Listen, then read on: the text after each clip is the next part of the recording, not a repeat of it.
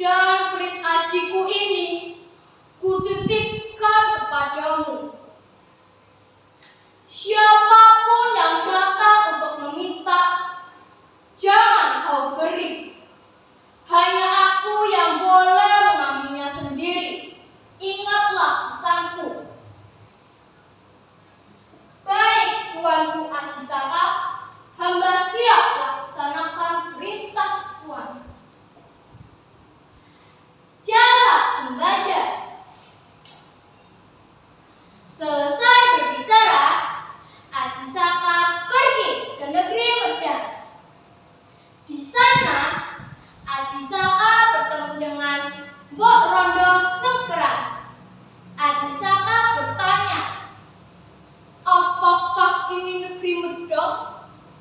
Kenapa di sini terlihat sepi? Mbok Rondo menjawab,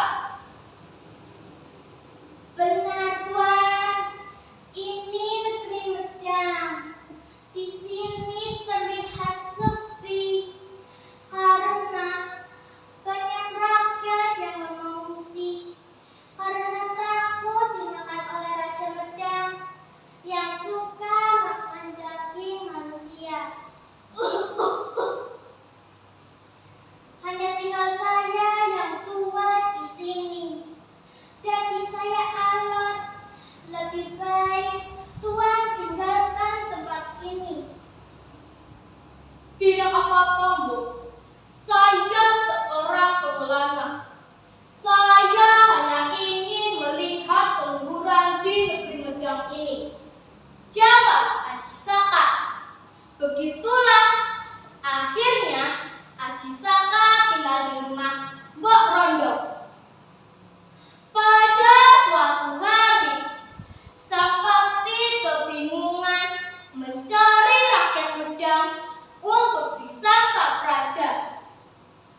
Saat itu, Ajisaka memberanikan diri untuk dibawa ke istana Medang untuk disantap raja. Namun, Ajisaka meminta syarat. Jika dia berhasil mengalahkan raja, dia akan mendapatkan imbalan berupa tanah seluas surganya.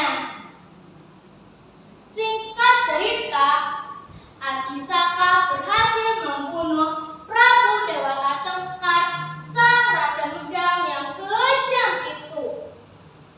Ajisaka menagih janji Pakti untuk mendapatkan tanah seluas surganya.